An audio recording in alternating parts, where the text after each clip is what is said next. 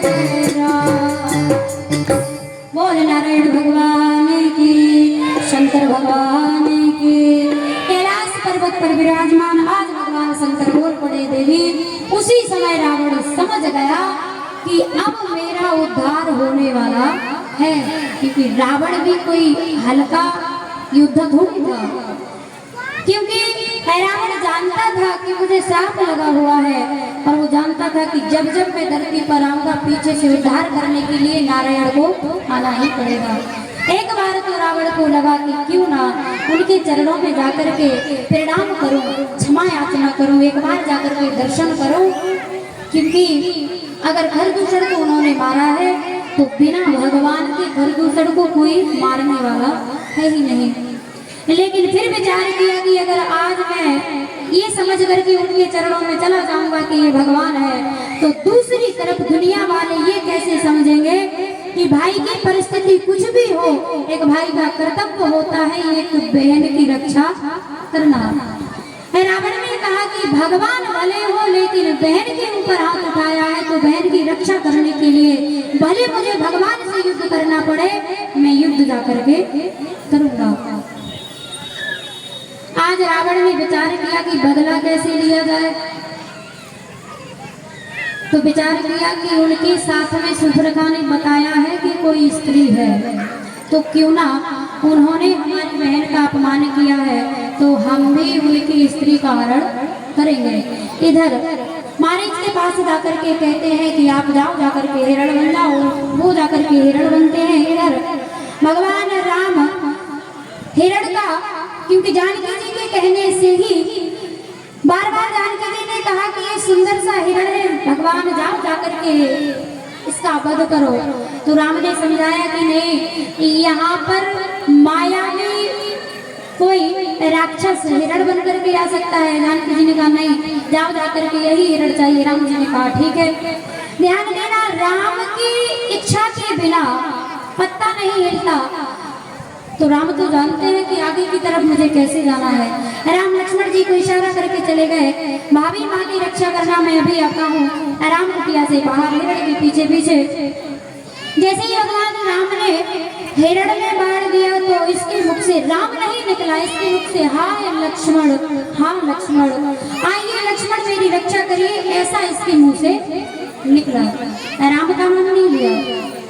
ये शब्द, ये आवाज लक्ष्मण जी के कानों में, जानकी जी के कानों में पड़े। जानकी जी समझ गए। लक्ष्मण जी से कहा, लक्ष्मण जाओ जाकर के, हमें लगता है कि आपके भैया ने आपको आवाज लगाई है, जाओ जाकर के देखो तो क्या बात है। लक्ष्मण जी ने कहा, कैसी बात करती हो भाभी माँ, ये आवाज हमारे राम की हो ही नहीं सकती, हमारे भैया की हो ही नहीं सकती, आप नहीं समझ रही हो।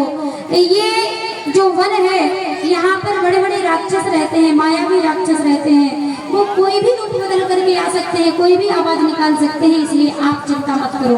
हमारे भैया को इतनी हल्के में क्यों लेते हो। जानकी जी ने कुछ अपशब्द कहे। लक्ष्मण जी मजबूरी में रेखा खींच करके, माँ भले मैं जा रहा हूँ लेकिन गलती से भी इस रेखा को पार मत करना। और लक्ष्मण जी जिस तरफ से आवाज आ रही थी उसी तरफ पहुंचे तो देखा कि राम तो सुरक्षित है, राम तो राम है, क्या उनका कोई बिगाड़ सकता है।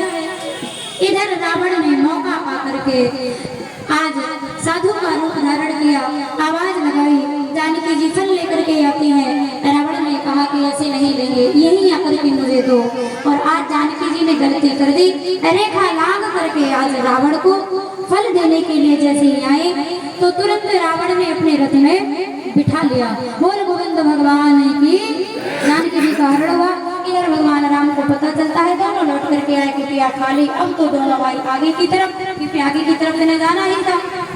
आगे की तरफ जैसे ही गए, कभी पेड़ों से पूछते हैं, नदियों से पूछते हैं, धरती माँ से पूछते हैं, आपको तो पता होगा।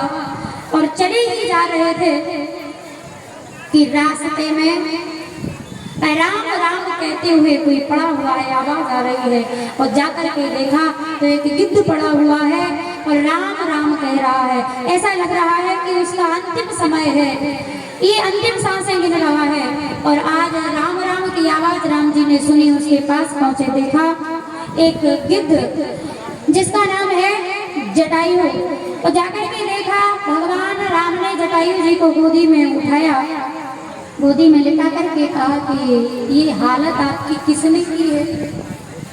जटायु बोल पड़ा कि ये हालत मेरी किसने की है।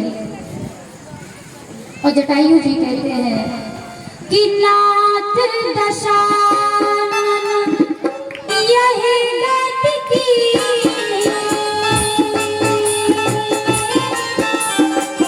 तेहि भल जनक सुता हरि लीला।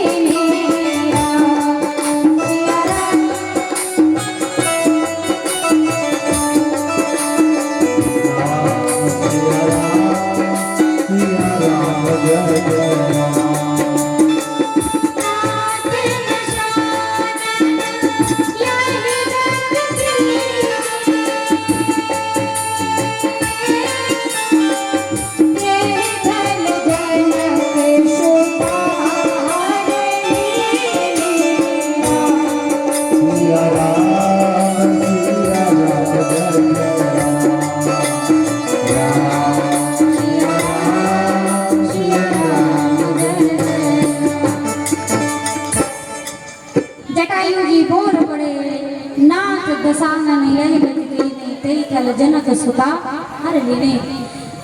मैंने देखा है कि जानकी जी को लेकर के रावण जा रहा था तो लक्ष्मण जी ने कहा कैसे मूर्ख हो, जब तुम्हें पता था कि ये दशानन है ये रावण है तो तुम तो जानते हो कि रावण इतना बड़ा बलशाली इतना बड़ा योद्धा कि जब रावण क्रोध में आकर के चलता था ना तो धरती हिल जाती थी। ये कमजोर नहीं है और तुम इतने बड़े योद्धा से एक युद्ध होकर के भिड़ गए हो। जब तुम्हें पता था कि वो लड़ने लायक नहीं है तो क्यों उलझ गए, अब कटवा लिए अपने पंख। जटायु जी ने कहा कि लक्ष्मण मैं कैसे रुकता, क्यों? क्योंकि जब मैंने देखा कि एक स्त्री राम का नाम लेते हुए जा रही है और ये रथ को लेकर के जा रहा है